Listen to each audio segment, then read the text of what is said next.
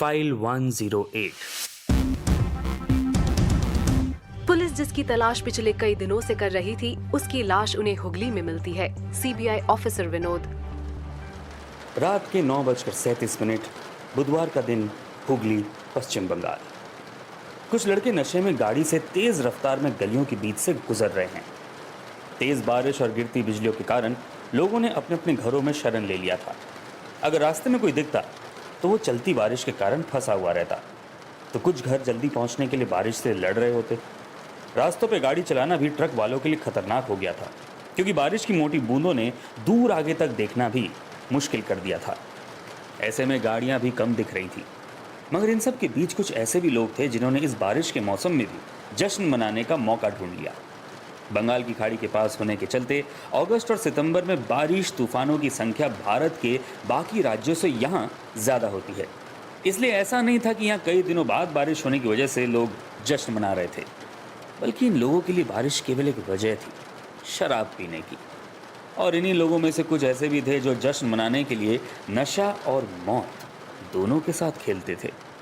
ये उम्र में 21-22 के होंगे और इनके लिए रफ्तार मतलब खून में दौड़ती हुई जिंदगी थी, जिसे वे कभी खोना नहीं चाहते थे। पहला इंसान बोलता है, अबे सामने से हट, आज गाड़ी तेरा भाई चला रहा है। दूसरा कहता है, वू, कम ऑन, और तेज। तीसरा कहता है, साला ये ट्रक वाला रास्ता क्यों नहीं छोड़ रहा बे। चौथा बोलता है, अबे साले हट, हॉर्न नहीं सुनाई दे रहा है क्या। और इनकी जिंदगी की रफ्तार उस रात किसी और की तरफ मुड़ जाती है, जब वे हुगली शहर की गलियों से गुजर रहे थे और अचानक उनमें से एक किसी चीज के ऊपर से गाड़ी चढ़ा देता है। तेज बारिश के चलते ठीक से ना दिखने के कारण कुछ ही दूर में सारे अपनी गाड़ी रोककर पीछे की ओर देखते हैं। दूसरा बंदा कहता है, अबे वो क्या था। तीसरा कहता है, क्या हुआ, अचानक गाड़ी क्यों रोकी। पहला कहता है, यार मैंने किसी अजीब सी चीज पर गाड़ी चढ़ा दी, पता नहीं चला क्या था, जरा देख क्या ना पीछे। दूसरा, हाँ मुझे भी ऐसा ही लगा। चौथा लड़का गाड़ी से उतरकर पीछे की ओर देखने जाता है और वो कहता है, कहाँ। पहला, और थोड़ा आगे जा। जैसे ही वो लड़का थोड़ी देर आगे चलकर देखता है तो वो तुरंत बिना सोचे समझे भागकर उनके पास पहुंचता है। उसके चेहरे पे खौफ और लड़खड़ाती आवाज निकलने के लिए उसके दोस्तों के लिए काफी था समझने के लिए कि शायद उसने कुछ ऐसा देखा है जिससे उनकी जिंदगी पर खतरा आ सकता है। और बिना सोचे समझे चारों उस रात अपनी जश्न की रात को वहीं छोड़ वापस घर चले जाते हैं। अगली सुबह 8 बजे के आसपास बंगाल पुलिस ने उन लड़कों के घर दस्तक दी थी, पूछताछ के लिए कि उस रात उन लड़कों ने क्या किया था। घंटी की आवाज के बाद जब एक औरत दरवाजा खोलती है तो वो पूछती है, जी। उनके घर के सामने पुलिस वालों को देख उनकी आवाज बैठ और गला थोड़ी देर सूख गया था, क्योंकि उन्होंने इतने पुलिस वालों को साथ कभी देखा नहीं था, और वो भी अचानक उनके घर के बाहर। लेकिन उस समय उनके अंदर उबल रहे हल्के डर ने तब उनके कानों और आंखों को खोल दिया जब उनमें से एक पुलिस वाले ने उनके बेटे का नाम लिया।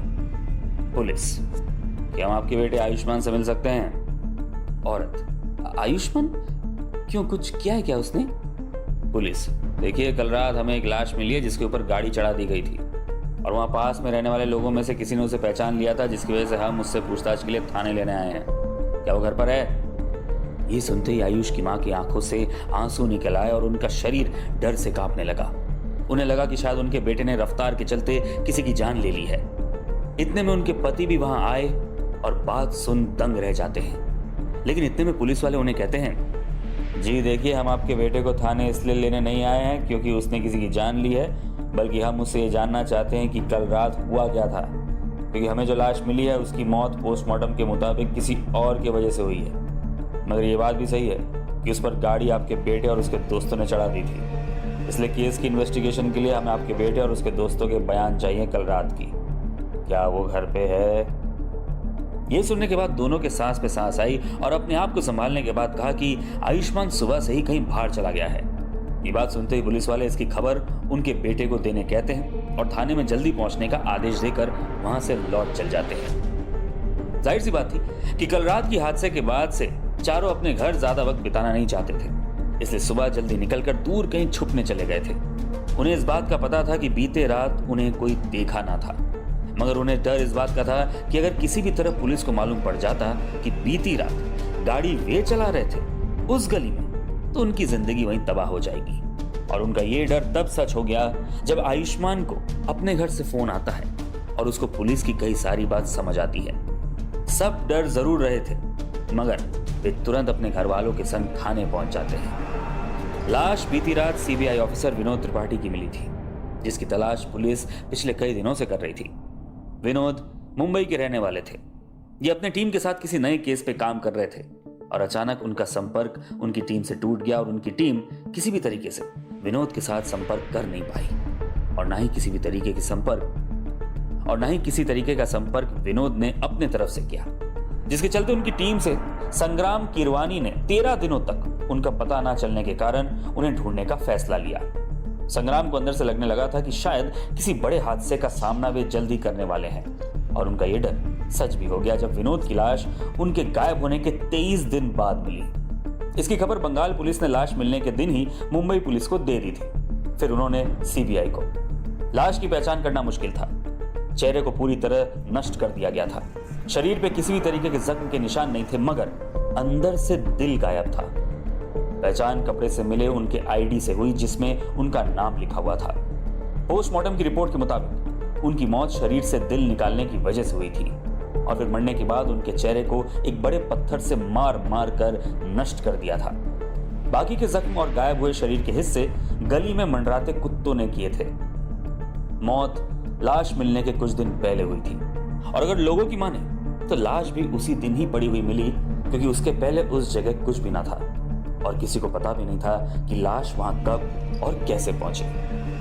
इस हादसे ने न सिर्फ बंगाल पुलिस को उलझन में डाल दिया था, बल्कि मुंबई पुलिस और सीबीआई भी इस बात से दंग थे कि विनोद जैसे ऑफिसर के दिल को इतने आराम से निकालकर उसे कैसे मारा जा सकता था। ना किसी भी तरीके के निशान मिले उसके शरीर पे जो बताते थे कि उसे बांधने के बाद मारा गया हो या सोते वक्त। और अगर भी सोते वक्त इस हादसे को अंजाम दिया गया होता तो भी संघर्ष के निशान होने चाहिए थे, मगर वो भी न थे। जहर के नमूने भी उसके खून से नहीं मिले। ऐसा तो हो नहीं सकता था कि विनोद का दिल निकाला जा रहा था और वो चुपचाप खड़े देख रहा था। लेकिन पोस्टमार्टम की रिपोर्ट कुछ यही बयान कर रही थी, जिसके चलते सबका ध्यान कुछ इसी तरह मिलती जुलती हादसे की ओर मुड़ा, जो आज से 50 साल पहले हुई थी 1970 के दशक में। 1970 में अरविंद विश्वकर्मा नाम के लड़के ने अपने किए से पूरे देश को हिलाकर रख दिया था। अरविंद का जन्म मध्य प्रदेश के इंदौर में हुआ था। बचपन से ही उसका लगाव देश और विदेश के इतिहास और पौराणिक कथा में रहता था। पढ़ाई में अच्छा भी था, मगर अचानक से 1967 के बाद से उसके अंदर बदलाव आने लगे। लोगों से बात कम करने लगा, घर से बाहर भी कभी कभार ही निकलने लगा और किसी को भी अपने कमरे में घुसने भी नहीं देता था। और एक दिन 1969 को इंदौर की पुलिस को खबर मिलती कि अरविंद कई दिनों से गायब है अपने घर से।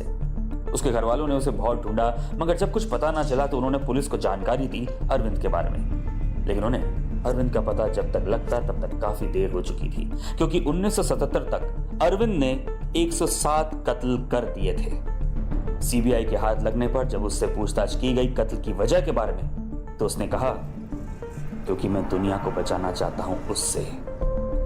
उसके इन जवाबों के कारण उसे दिमागी तौर से बीमार घोषित कर दिया जाता है और पागल खाने भेज दिया जाता है। मगर जल्द ही 1978 को अरविंद की मौत भी किसी अनजान तरीके से ठाणे महाराष्ट्र के पागल खाने में हो जाती है। अब बात यह थी कि इस हादसे को खत्म हुए 50 से ज्यादा साल हो चुके थे और अरविंद भी मर चुका था। तो आज इतने सालों बाद फिर से उसी तरह के हादसे को अंजाम देने वाला कौन था? और क्या इस हादसे का 1970 के दशक में हुए हादसे से किसी भी तरीके का संबंध था? सवाल बहुत थे, मगर जवाब सच्चाई से बहुत दूर। Chandan Nagar police station, Hooghly. शनिवार पुलिस के कहने पर आयुष्मान और उसके दोस्त अपने घर वालों के साथ 11 बजे तक थाने पहुंच जाते हैं उस रात की बयान देने के लिए। चंदन नगर के थाने में उस दिन जितनी हलचलें हो रही थी वो शायद ही कभी पहले देखने को मिली होगी। थाना पुलिस कर्मियों से उस दिन भरा हुआ था। कोई फाइल्स पकड़े इधर भाग रहा होता तो कोई उधर। लाश मिलने की खबर तब तक मीडिया वालों को भी मिल चुकी थी और इस बड़े खबर की पूरी जानकारी लेने वहां पहले से मौजूद हो चुके थे, मगर जानकारी लेने की इजाजत वहां बैठे ऑफिसर ने नहीं दी थी, क्योंकि उन्हें अब भी कुछ बयानों का इंतजार था, जिसके बाद वे सारी बात समझने पर मीडिया वालों को इस घटना के बारे में विस्तार से बताते। आखिर लाश किसी आम इंसान की नहीं बल्कि एक सीबीआई ऑफिसर विनोद त्रिपाठी की थी, जिनकी मौत एक पहेली के रूप में सामने आई थी। ऑफिस के अंदर डिप्टी कमिश्नर ऑफ पुलिस अभिषेक अधिकारी फोन पे किसी से बात कर रहे थे। उसी समय पुलिस वाला कहता है, सर कल रात के विटनेस ने जिनकी बात की थी वे लड़के अपने घर वालों के साथ यहाँ अपनी बयान दर्ज करने आ गए हैं। डीसीपी, अच्छा ठीक है, दर्ज होते ही मुझे फौरन इसकी खबर दो, और हाँ बयान के बाद उन्हें होल्ड पे ही रखना, उन्हें फौरन घर जाने मत देना। जी सर। इतना कहते ही वो वापस फोन पे बात करने लग जाते हैं। फोन की दूसरी तरफ कभी सीबीआई ऑफिसर संग्राम लाइन पे होते तो कभी राज्य सरकार के कर्मी। इस घटना की खबर से राज्य सरकार ने भी कदम उठाना शुरू कर दिया था। सुरक्षा कर्मियों की भीड़ बढ़ा दी गई थी और सीबीआई को इस केस पे काम करने की अनुमति दे दी गई थी। छानबीन भी शुरू कर दी गई थी। एक तरफ फोन नंबर्स मॉनिटर किए जा रहे थे तो वहीं दूसरी तरफ सीसीटीवी कैमरे में कैद किसी भी तरीके की लीड ढूंढी जा रही थी। मीडिया वाले पूरी जानकारी का इंतजार अब भी कर रहे थे, मगर खबर उन्होंने इस बात की दे दी थी कि सीबीआई ऑफिसर विनोद त्रिपाठी की लाश हुगली डिस्ट्रिक्ट की गलियों में कल रात पड़ी हुई मिली, जिसका संचार हर एक न्यूज चैनल से दिया जा रहा था। मुंबई, यह शहर जो कभी सोता नहीं, वो इस समय लोगों की हलचलों से और भी तेज हो चुका था। कोई अपने काम से जा रहा था तो कोई अपनी पढ़ाई से। बच्चे रास्तों पे चलते अपनी स्कूल की ओर जाते तो वहीं कुछ चाय की दुकानों में बैठे सुबह की अखबार खोले समाचार पढ़ रहे होते। गलियों से गुजरती ऑटो रिक्शाओं में रेडियो के गाने बजते और उस पर बैठे पर्यटक मुंबई शहर का आनंद उठाते। शहर में रहते लोगों के लिए ये एक और नई सुबह थी जिसे उन्हें हर बार की तरह अपनी जिंदगी से जोड़ना था। मगर इनमें से कुछ ऐसे भी लोग थे जिनके लिए ये नई सुबह रोशनी की बजाय अंधेरा ले आई थी, और उनमें से एक घर विनोद त्रिपाठी का था, जिनकी मौत की खबर सुबह की समाचार से मिलते ही घर में मातम छा गया। घर पे विनोद की बीवी, उनकी एकमात्र लड़की वानी के साथ रहती थी।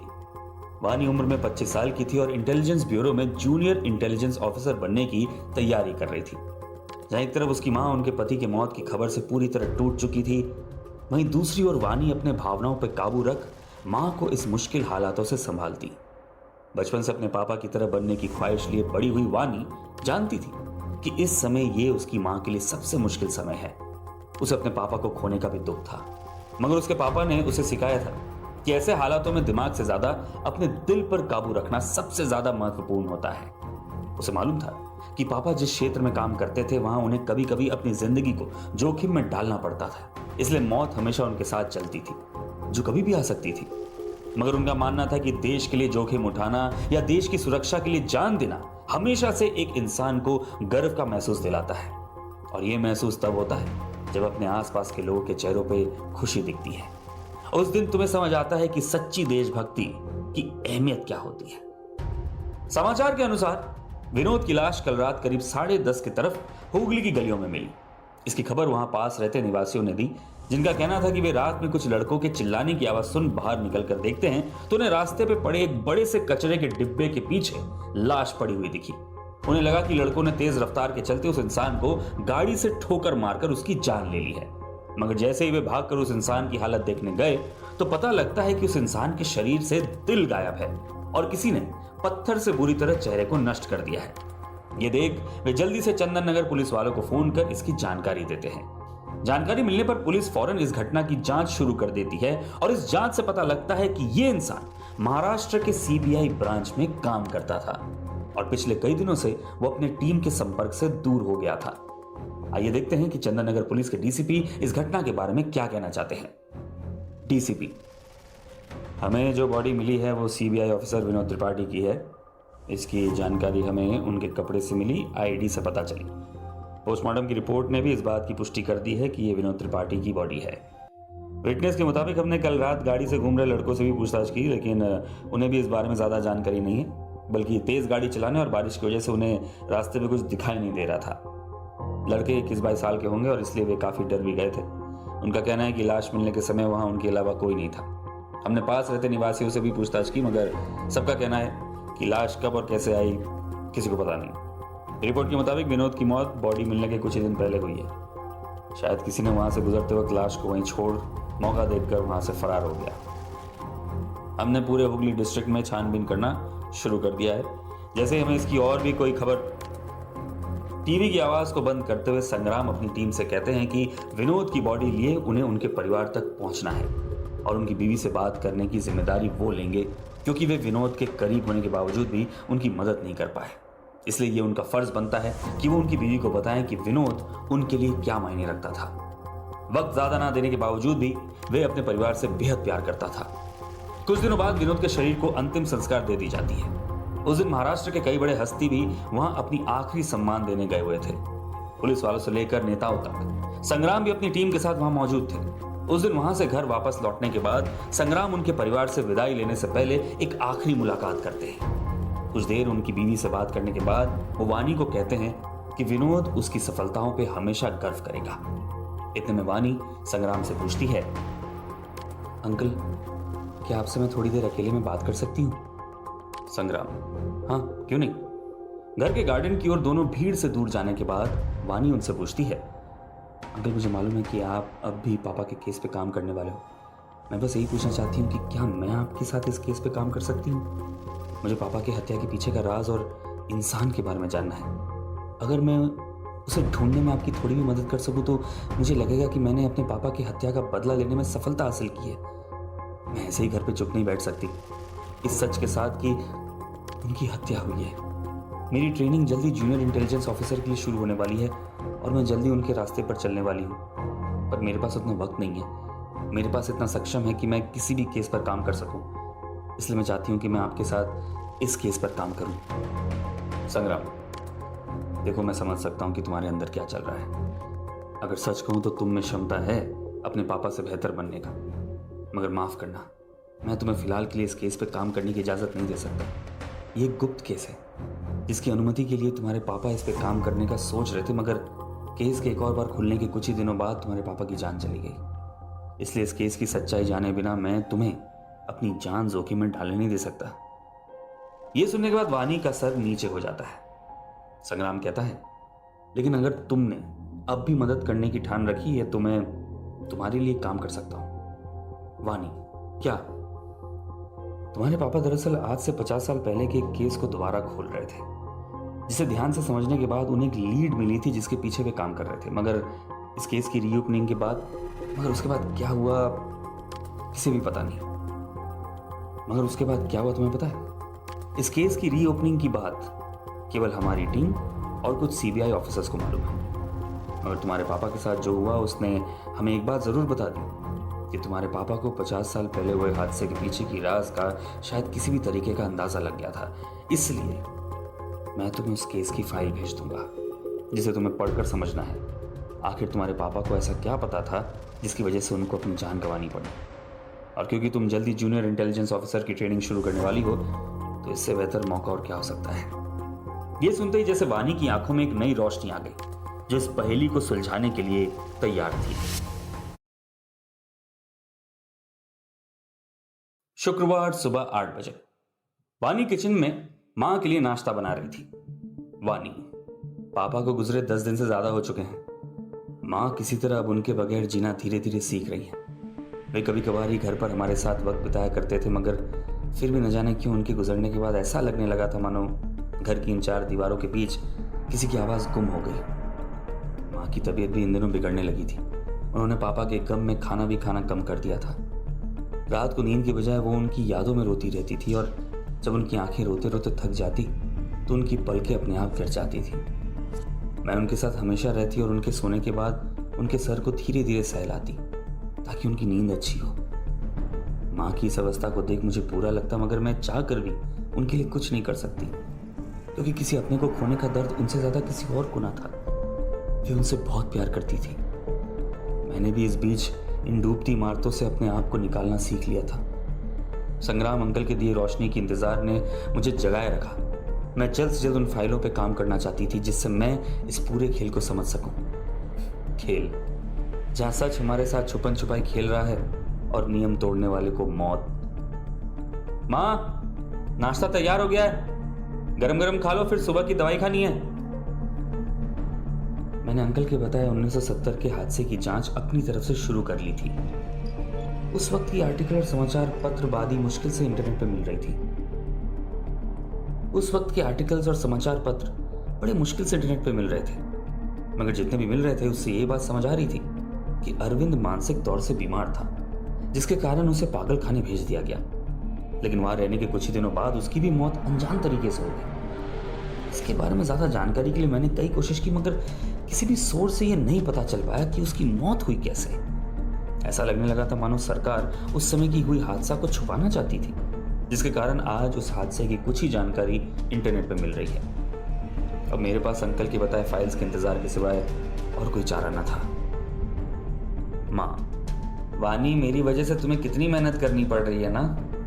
वानी, अरे नहीं माँ, ऐसी कोई बात नहीं है। माँ, नहीं, मुझे पता है कि तुम बहुत परेशान हो, तुम्हारे चेहरे को देख मुझे पता चल रहा है। हमारे पापा के गुजरने का दुख तुम्हें भी है, मगर एक मैं हूं जो इस बात से अनजान कि तुम्हें भी उतना ही दुख है जितना कि मुझे। वानी, माँ, मैं तो बस यही चाहती हूँ कि आप जल्द से जल्द ठीक हो जाओ, और वैसे भी मेरे लिए घर के सारे काम करना कोई नई बात नहीं है, मैं आराम से सारी चीज़ों का ध्यान रख लूंगी। बस अब आप इस दवाई को खाकर थोड़ी देर आराम कर लो, ठीक है। अचानक घर की घंटी बजती है। वानी, इस समय कौन हो सकता है? वानी दरवाजा खोलने जाती है और देखती है कि एक आदमी जिसकी उम्र 35 की होगी सामने अपनी एक डफ्ती पकड़े खड़ा है। वानी, जी। इंसान, मैम, आपके लिए पार्सल भेजा गया है। वानी, पर तुम तो पोस्टमैन नहीं लग रहे, और ऊपर से ऑफिस तो सुबह 10 बजे खुलता नहीं है।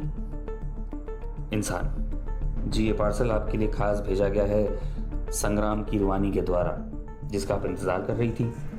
वानी, जी हाँ, मैं वैसे आप हैं कौन? इंसान, जी, मेरा नाम वेंकटेश है और मैं संग्राम सर के लिए काम करता हूँ। उन्होंने ही मुझे ये पार्सल आपको देने के लिए कहा था, और साथ ही ये भी बोलने को कहा था कि माफ़ करना, काम से बिजी होने के कारण मैं तुम्हें इसे जल्दी नहीं भेज पाया। वानी, अरे नहीं, ऐसी कोई बात नहीं है, मुझे पता था कि वो मुझे ज़रूर भेजेंगे, इसलिए मैं इसके लिए नाराज़ नहीं हूँ, बल्कि मुझे खुशी इस बात की है कि अब मैं अपने पापा के काम को गौर से देख सकती हूँ। यहाँ तक पहुँचाने के लिए आपका शुक्रिया। वेंकटेश, ये तो मेरा फर्ज बनता था।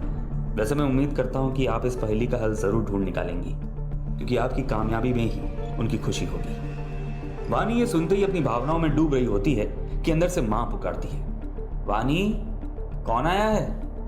वानी, जी, वो कुछ सामान मैंने मंगवाया था घर के लिए, वो आया है। वेंकटेश, मेरे ख्याल से मुझे अब आपसे अनुमति लेनी चाहिए, अपना ध्यान रखिएगा। वानी, जी, आप भी। माँ, सामान आज इतनी सुबह देने कैसे आ गया? वानी, अरे आप इसकी इतनी चिंता मत करो, दवाई खा ली ना। वानी इस बात का जिक्र अपनी माँ से नहीं करना चाहती थी कि वो पापा के केस पे काम करने वाली है, क्योंकि उसे मालूम था कि अगर इस बात की खबर उन्हें लगती है तो वो फौरन उसे इस पर काम करने से मना कर देगी, क्योंकि वो हमेशा से चाहती थी कि वानी अपने पापा के कदमों में ना चले। और अब उनके पति के गुजरने के बाद उन्होंने वानी से इन सब से दूर रहने की कसम भी दी थी। वानी घर के बचे हुए सारे काम खत्म कर अपने कमरे में जाती है और उस दफ्ती को खोलती है जिसका उसको बेसब्री से इंतजार था। दफ्ती खोलने पर अंदर सबसे पहले उसे एक फाइल दिखाई देती है जिस पर बड़े बड़े अक्षरों से 108 लिखा हुआ था। उस फाइल में 1970 के हादसे को अंजाम देने वाले अरविंद विश्वकर्मा की सारी जानकारी लिखी हुई थी। उसका जन्म कब और कहां हुआ था, उसकी कद या वजन कितनी थी, शरीर पर काले तिल कौन कौन सी जगहों पर थे, पढ़ाई वगैरह उसकी किन जगह से हुई थी, वो अपनी रोज की जिंदगी के काम काज दाएं हाथ से करता था या बाएं हाथ से, उसके नाम दर्ज हुई पहली केस कब की गई थी, आदि जानकारियां विस्तार से उन फाइल्स में सही तरह से भरा गया था।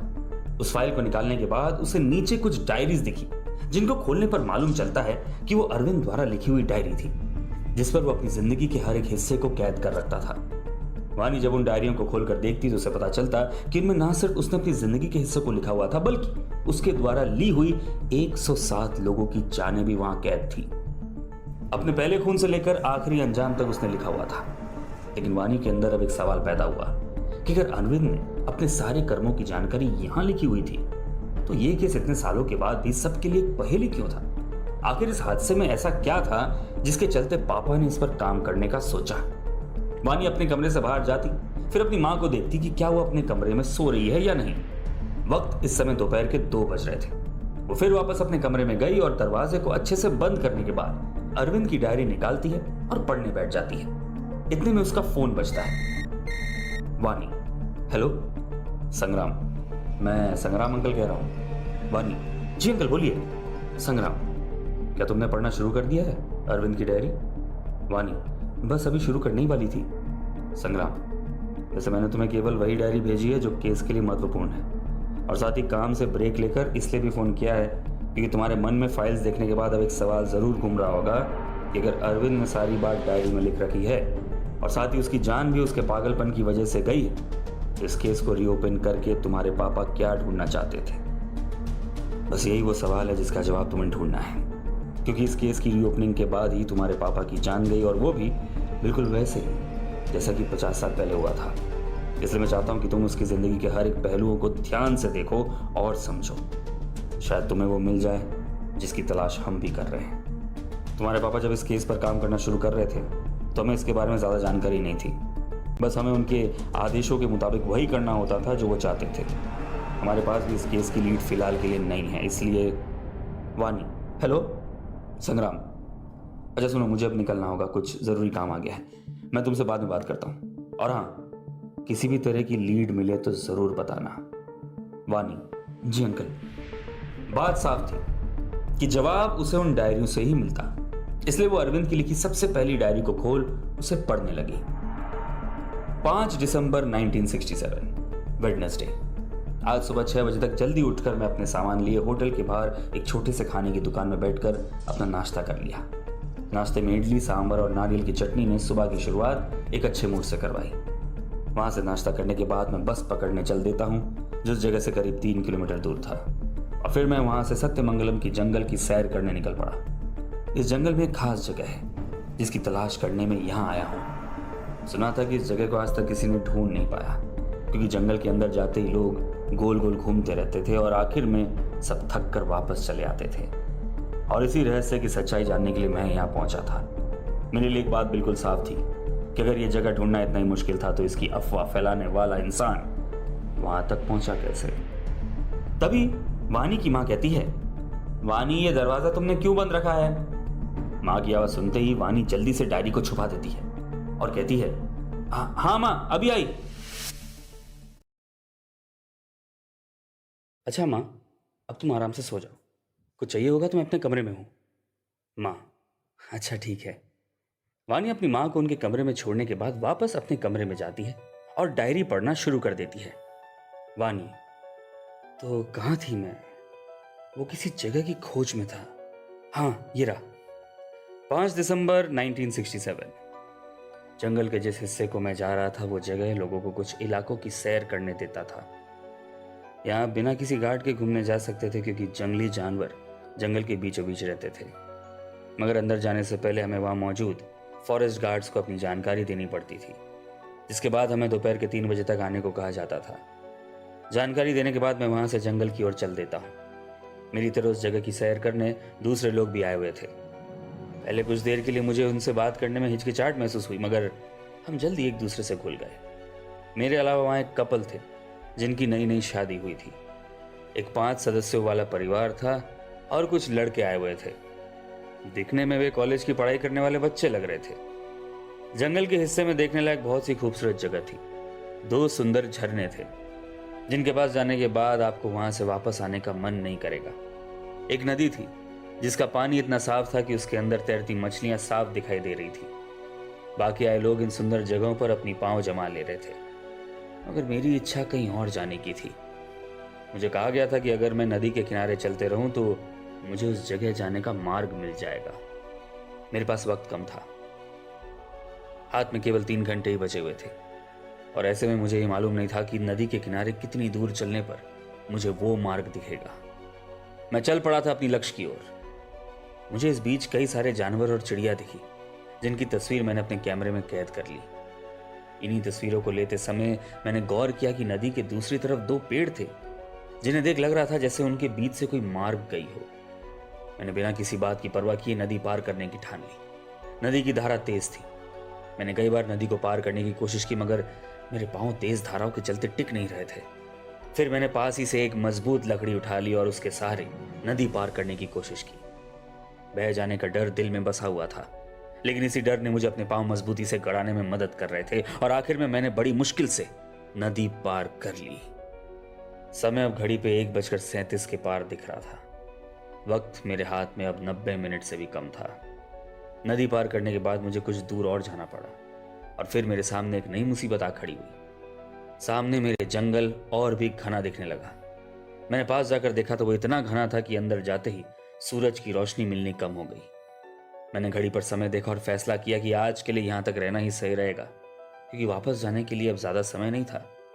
लौटने से पहले मैंने वहाँ पर एक चिन्ह लगा दिया था ताकि मुझे याद रहे कि मैं कहाँ तक आया हुआ हूँ। मैंने वहाँ बाहर की ओर के एक पेड़ पर लाल रंग का कपड़ा बांध दिया। मेरे वहाँ से निकलते निकलते करीब 15 से 20 मिनट लगे। मैंने सोच लिया था कि अगर मुझे उस जगह की खोज करनी होगी तो अगले दिन सुबह मुझे यहाँ जल्दी आना होगा। 6 दिसंबर 1967। कल रात की अच्छी नींद पूरी होने के बाद मैं 6 बजे सुबह तक उठ जाता हूँ। वहीं सामने होटल में जाकर नाश्ता करने के बाद मैं जल्दी से सत्यमंगलम जंगल तक जाने के लिए बस पकड़ता हूँ। वानी, वही एक बात ही लिखी हुई है कि कैसे वो वहां तक पहुंचता है। यहां से पढ़ती हूं। वो वहां उस जगह पहुंच जाता है। 6 दिसंबर 1967।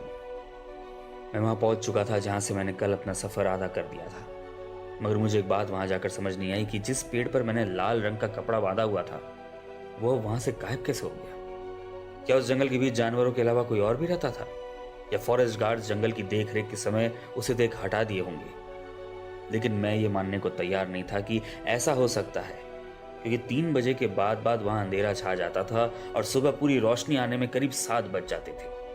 फिर मैंने अपने अंदर उठ रहे उस सवाल को वहीं दबा दिया और अंदर की तरफ बढ़ने लगा। अंदर जंगल घना होने की वजह से लग रहा था मानो शाम हो गई हो। अगर पेड़ एक दूसरे के काफी करीब थे तो वहीं लटें भी चारों ओर से घिरी हुई थी।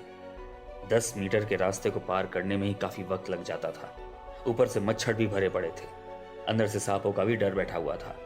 इसलिए मैंने हाथ में एक बड़ी चाकू पकड़ी हुई थी, जिससे मुझे मेरे रास्ते में आने वाली झाड़ों और लटों को काटने में मदद मिलती थी और साथ ही अपने आप के बचाव के लिए भी काम आ जाती थी। लेकिन कुछ देर बाद मेरे साथ कुछ ऐसा हुआ जिसकी कल्पना मैंने कभी नहीं की थी और ना ही मुझे अब भी कोई समझ है कि आखिर वहां मेरे साथ हुआ क्या। मैं पिछले 1 घंटे से वहीं गोल गोल चक्कर मार रहा था और उससे भी ज्यादा चौंकाने वाली बात यह थी कि जिन झाड़ों और लटों को मैंने काटा था वो वापस से जुड़ गई। इसका अंदाजा मुझे तब लगा जब मेरी नजर नीचे जूतों के निशानों पर पड़ी। ये निशान किसी और के नहीं बल्कि मेरे खुद के जूतों के निशान थे। कुछ देर के लिए मुझे कुछ भी समझ नहीं आया कि आखिर मेरे साथ हुआ क्या। एक डर की बिजली जैसे मेरे अंदर से दौड़ गई। मैं चुपचाप खड़े अपने चारों ओर देखने लगा। घड़ी पर समय उस वक्त 1 दिखा रहा था और फिर मैंने वहां से वापस आने का सोच लिया। न जाने क्यों मुझे लगने लगा कि शायद वहां से निकलना ही मेरे लिए सही होगा और फिर मैं वहां से निकल आया। लेकिन जैसे ही मैं वहां से बाहर निकलता तो देखता कि जिस पेड़ पर मैंने लाल कपड़ा बांधा हुआ था वो वहीं बंधा हुआ है। उसी वक्त मुझे जो डर महसूस हुआ वो शायद ही मैंने कभी पहले महसूस किया होगा। पीछे से जैसे किसी ने मुझ पर नजर गड़ाए रखा था और अपने हाथों से मुझे वापस अपनी ओर खींच रहा था। मैं बिना किसी देरी के वहां से गिरता पड़ता भाग निकला और उस जगह से दूरी बना लेने के बाद मैंने एक जगह ठहर कर अपनी सांस पकड़ी। अब सवाल यह था कि क्या मैं अब भी वहां जाना चाहता था। यह सवाल अंदर चल ही रहा था कि मैं अपनी घड़ी पर समय देखता तो वो 11 दिखा रहा था। मेरी समझ में अब कुछ नहीं आ रहा था, इसलिए मैं जल्द से जल्द उस दिन घूम रहे पर्यटक तक पहुंचा और वहां भी देखता कि वक्त वही था जो मेरी घड़ी पर दिख रहा था। उस दिन के लिए मैंने सोचा कि वापस अपने कमरे में जाना सही रहेगा। मुझसे गार्ड्स ने भी पूछा कि सर आप आज इतनी जल्दी वापस कैसे आ गए, कुछ भूल गए क्या? नहीं, बस ऐसे ही, तबीयत थोड़ी ठीक नहीं लग रही इसलिए वापस आ गया। किसी तरह का कीड़ा काट लिया क्या आपको? अरे नहीं, वैसी कोई बात नहीं है। अच्छा सुनिए, मैं आज के लिए घर जा रहा हूँ, मैं अपनी रिसर्च के लिए बाद में आऊंगा, कहकर मैं वहां से चला गया। वानी, सत्यमंगलम, जहां तक मुझे पता है ये अब एक वाइल्ड लाइफ सैंक्चुरी है। मुझे याद नहीं ऐसी किसी घटना के बारे में या अफवाह के बारे में, फिर भी क्रॉस चेक कर लेती हूँ, शायद कुछ निकला है। वानी फिर सत्यमंगलम वाइल्ड लाइफ सैंक्चुरी के बारे में ढूंढती है, जिसके बारे में लिखा हुआ था कि तमिलनाडु की ये सबसे प्रेताविद जगह है जहां बहुत पहले भारत का मशहूर वीरप्पन घूमा करता था और कई जानें भी ली थी। 2004 में वीरप्पन के मरने के बाद यहां असाधारण गतिविधियां होने लगी, जिसके बाद से यहां रहने वाले गांव के लोगों ने भी रात में किसी के चिल्लाने की आवाज को सुनने का दावा किया है। इस बात की जानकारी के बाद कई पर्यटकों ने भी इसका अनुभव लेने वहां कुछ रात बिताने गए थे और उन्हें भी वही महसूस हुआ जो गांव वालों को हर रात होता था। बल्कि कुछ पर्यटकों को दूर उड़ती लालटेन भी दिखी। वानी को इस बारे में पता लगने पर वो संग्राम अंकल को फोन कर इस बारे में और गहराई से जानने की कोशिश करती है। संग्राम: हाँ वानी। वानी: अंकल, मुझे सत्यमंगलम वाइल्ड लाइफ सेंचुरी के बारे में जानना था। क्या उस जंगल से जुड़ी किसी तरह की कहानी या अफवाह मशहूर थी क्या 1967 में? संग्राम: तुम्हारे पापा ने भी इसकी छानबीन करवाई थी, मगर ऐसी कोई भी अफवाह या कहानी की जानकारी नहीं है उस समय की। हमने गांव वालों से भी पूछताछ की थी, मगर वहां इस कहानी की कोई जिक्र नहीं, जहां की बात अरविंद ने अपनी डायरी में की है। वानी: उन गार्ड्स के बारे में कुछ, जिनकी बात उसने की है इसमें? संग्राम: जिन गार्ड्स की बात उसने की है उनमें से एक की मौत 68 में ही हुई, जब उसने नदी में डूबते बच्चे की जान बचाई, और दूसरे की मौत 71 में कैंसर की वजह से हुई। संग्राम से इन बातों की जानकारियों ने वानी को उलझन में डाल दिया कि जिस केस पर उसके पापा काम कर रहे थे वो अलौकिक केस था या मानसिक तौर से बीमार किसी इंसान का। असाधारण तरीके से 107 लोगों की मौत, गार्ड्स की अचानक मौत 1967 के हादसे के बाद, और अब अचानक इस केस की रीओपनिंग के बाद उसके पापा की मौत, वो भी बिल्कुल वैसे ही जैसे 50 साल पहले हुई थी। ये सारी बात वानी को सिर्फ एक ही तरफ इशारा कर रही थी। Events of 1967। वानी: उन गार्ड्स के बारे में कुछ, जिनकी बात उसने की है इसमें? संग्राम: जिन गार्ड्स की बात उसने की है उनमें से एक की मौत 1968 में हुई, जब उसने नदी में डूबते बच्चे की जान बचाई, और दूसरे की मौत 1971 में कैंसर की वजह से हुई। वानी: पापा का क्या कहना था जब उन्हें इस बारे में पता चला? संग्राम: तुम जानना क्या चाहती हो? वानी: मैं ये जानना चाहती हूँ कि क्या पापा इसे किसी तरह से अलौकिक केस समझ रहे थे? संग्राम: मुझे नहीं लगता कि तुम्हारे पापा को इन सब बातों पे भरोसा था, और अगर था भी तो मुझे नहीं लगता कि वो इसे अलौकिक मामला समझ रहे थे। उनका मानना था कि अरविंद ने ही उन सारे लोगों की हत्या की थी। वानी: लेकिन अगर अरविंद ने ही सारी हत्या की हुई थी तो इस केस की रीओपनिंग क्यों हुई? संग्राम: उस फाइल की वजह से। वानी: फाइल की वजह से? संग्राम: हाँ। क्या तुमने इस बात का गौर नहीं किया कि आखिरी फाइल पर 108 क्यों लिखा गया है? वानी: हाँ, वो तो किया था, मगर मुझे लगा कि शायद किसी ने गलती से 107 की वजह 108 लिख दिया हो। संग्राम: लेकिन यही बात तुम्हारे पापा को गलती नहीं बल्कि किसी रहस्य के छुपाने की साजिश लगी।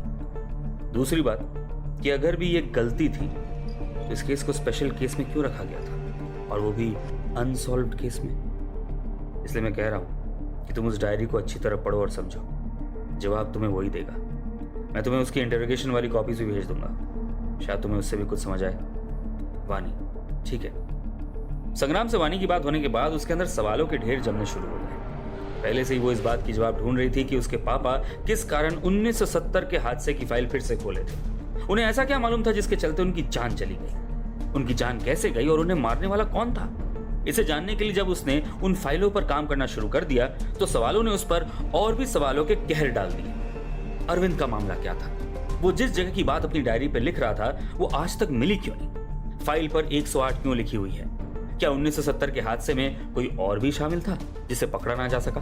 और आखिर में क्या ये एक साधारण केस है या अलौकिक? इसका जवाब भी उसके पास नहीं था। अंततः उसने फैसला लिया कि वो संग्राम अंकल का कहना मानकर इस केस के हर एक हिस्से को अच्छे से समझे।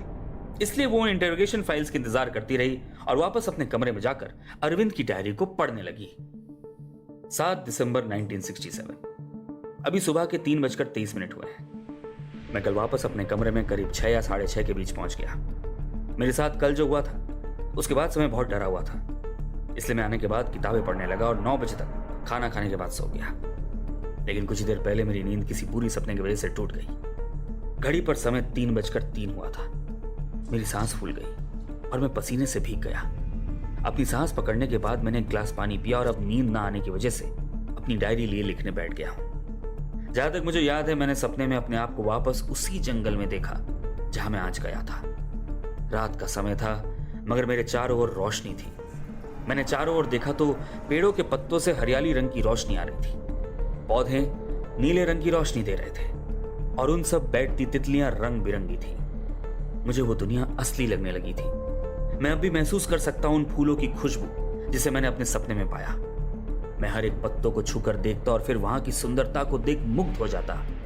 अचानक कुछ दूर अपने सामने की ओर मैंने एक सफेद चमकीली हिरण देखी, जिसे देख मैं उसके पीछे चलने लगा और अचानक मैं वहां जा पहुंचा जहां से मुझे उस जगह की खोज करनी थी। मुझे समझ नहीं आया कि मैं वहां कैसे पहुंच गया। मुझे लगने लगा कि मेरे साथ जो हुआ था वो एक सपना था। मैंने घड़ी पर समय देखा तो उस पर दोपहर के 12 दिखा रहा था। फिर मैं अपनी चारों ओर देखता हूँ, सूरज की रोशनी हर तरफ फैली हुई थी। मुझे अब उस जगह को जल्द से जल्द ढूंढ निकालना था। मैंने सामने और देखा तो मुझे वो पेड़ दिखा जिस पर मैंने लाल कपड़ा बांधा हुआ था। उसे देख मैं समझ गया कि बीते कल यहीं से मुझे आगे जाना था, मगर पता नहीं क्यों मैं अंदर जाने से हिचकिचा रहा था। जैसे जैसे मैं आगे जा रहा था वैसे वैसे लगने लगा था कि शायद मैं अंदर जा चुका हूं। मुझे एहसास हो रहा था कि मैं सपने में हूं, मगर फिर भी मेरे पांव रुक नहीं रहे थे। मैं आगे बढ़ता गया और फिर उस घने जंगल के अंदर घुस गया। जैसे ही मैं अंदर गया, दिन रात में बदल गया और मेरे चारों ओर के पेड़ मेरे साथ चलने लगे। वे कभी मेरे आगे ओर से बाएं जाते तो कभी दाएं। पीछे मुड़ने पर हरी चमकीले लटें मेरे वापस जाने का रास्ता बंद कर दी थी और तभी मुझे लगने लगा कि कोई मेरे पीछे खड़ा है। मैं देखना चाहता था मगर मेरी हिम्मत नहीं हो रही थी पीछे देखने की। इतने में मेरी ओर 2 लंबे और बड़े हाथ बढ़ने लगे। मैं देख नहीं सकता था मगर मैं उन्हें महसूस कर सकता था। मेरे पैर जम गए थे और मेरी सांस थमने लगी थी और अचानक लगा जैसे किसी ने मेरे सीने को चीर डाला है। मैं उठ चुका था। वक्त 3:03 था। कहते हैं कि यह समय पिशाचों का समय होता है और इस वक्त उनकी शक्ति भी बढ़ जाती है, इसलिए ज्यादातर लोगों को सपने इसी वक्त आते हैं भूत पिशाचों के। अगर मुझे इस बारे में पूछा जाए कि क्या भूत पिशाच होते हैं तो मेरा जवाब अब भी वही होगा जो पहले था। फिलहाल के लिए समय अब सुबह के 4:47 हो चुका था। मैं कुछ ही देर में तैयार होकर फिर से आज उसी जगह जाऊंगा और मैंने ठान लिया है कि चाहे कुछ भी हो जाए मैं आज उस जगह को पार करके ही रहूंगा। 8 दिसंबर 1967 रात के 3:15 हुए हैं इस वक्त और करीब 3:02 पर मेरी नींद आज फिर टूट गई, लेकिन इस बार किसी बुरे सपने की वजह से नहीं बल्कि बहुत ही अजीब सपने के कारण टूटी। इसलिए मैं इसी वक्त सारी बातों को अपनी डायरी में कैद कर रहा हूं, वरना मुझे ये आगे चलकर याद नहीं रहेगा। मैं किसी तरह उस घने जंगल को पार करने के बाद एक बड़े पत्थर के पास पहुंच जाता हूं जो पहाड़ों के काफी ऊपर था। इन पत्थरों को गौर से देखने के बाद पता चला कि ये कभी एक मंदिर हुआ करता था। चौकोर आकार में बनी 4 ऐसी वहां 4 कोने में थी। हर एक की आकार एक दूसरे से काफी मेल खाती थी। उसे देख लगता था कि शायद उनमें किसी तरह की मूर्ति हुआ करती थी, मगर अब उन जगहों पर सिर्फ उसकी निशानी रह गई। उन चारों के बीच एक और बिल्कुल उस जैसा पत्थर से चौकोर बनी सीमा रेखा दिख रही थी। उन चारों से काफी बड़ी थी। इसके अंदर एक गोल आकार बनाया गया था जिसके अंदर त्रिकोण की प्रयोग से तारा बनाई गई थी। मैं उसे देखकर समझने की कोशिश कर ही रहा था कि इतने में मेरे पीछे से कोई कहता है, आखिरकार हम यहां पहुंच ही गए। मैं उसे जानता तक नहीं था, लेकिन फिर भी मैं उससे ऐसे बात कर रहा था जैसे कि हम दोनों एक दूसरे को काफी सालों से जानते थे। उसके जवाब में मैंने कहा, हाँ मुश्किल तो हुई उस घने जंगल को पार करने में, लेकिन हम यहाँ पहुंच ही गए। वैसे तुम्हें यह देखकर क्या लग रहा है, किसी तरह का मंदिर हुआ करता था क्या यहाँ? यहाँ कोई मंदिर नहीं था। तो यहाँ बहुत पहले किसी की आत्मा को कैद कर रखा गया था, मगर लगता है किसी कारण ये टूट गया है। आत्मा? ये मैंने कहा ही था कि अचानक मैं देखता हूं कि हम किसी होटल में हैं और हम शतरंज खेल रहे हैं। मैं उस समय हुए बदलाव को समझने की कोशिश कर ही रहा था कि उसने कहा, अगर तुम ऐसे ही खेलते रहोगे तो तुम हार जाओगे दोस्त। तुम इतनी जल्दी जीत के सपने देखना छोड़ दो, क्योंकि मेरे पास अब भी कई चाल बाकी है। हाँ वो तो मैं देख ही पा रहा हूं, बस तुम हारने के बाद अपने दिए हुए वादे से मुंह मत फेर देना। वादा? कैसा वादा? क्या दोस्त, अपना खुद का दिया हुआ वादा भूल गए? तुमने कहा था कि अगर मैं तुम्हें शतरंज में हरा दूं तो वानी, तो बाकी का कहां गया? वानी डायरी के पन्नों को पलटकर देखती रही, मगर उसके बाद के पन्नों पर उस बारे में कुछ नहीं लिखा हुआ था। उसके बाद की तारीख 10 की थी। वानी ने डायरी के पन्नों के गायब होने का सबूत ढूंढने की कोशिश की, मगर पन्ने सारे के सारे थे। किसी भी पन्ने को फाड़ने की निशानी ना थी। ऐसे में वानी को अब यह समझ नहीं आ रहा था कि आखिर उस दिन और उसके बाद वाले दिन यानी कि 9 तारीख को ऐसा क्या हुआ था कि उसने लिखना आधे में छोड़ दिया। सब सही चल रहा था, मगर अब एक और सवाल ने वानी को परेशान कर रख दिया था कि आखिर उसने उस सपने में किससे बात करने की बात लिखी थी और उस इंसान ने क्या शर्त रखी थी खेल के लिए। क्या यह इस केस की एक महत्वपूर्ण घटना थी जिसकी जानकारी उसको चाहिए थी? तभी वानी के फोन का अलार्म बजता है। वानी अपने फोन पर देखती है कि वक्त शाम के 4 बज चुके हैं। वो डायरी को रखकर बाहर निकल जाती है, क्योंकि इस समय उसे कुछ देर के लिए अपनी मां के साथ वक्त बिताना था और घर के काम भी करने थे। उसके मन में एक बात धीरे धीरे घुसने लगी थी कि ये अलौकिक केस हो सकता है। मगर सच क्या था, इसकी जानकारी डायरी के आगे बढ़ने पर ही पता चली।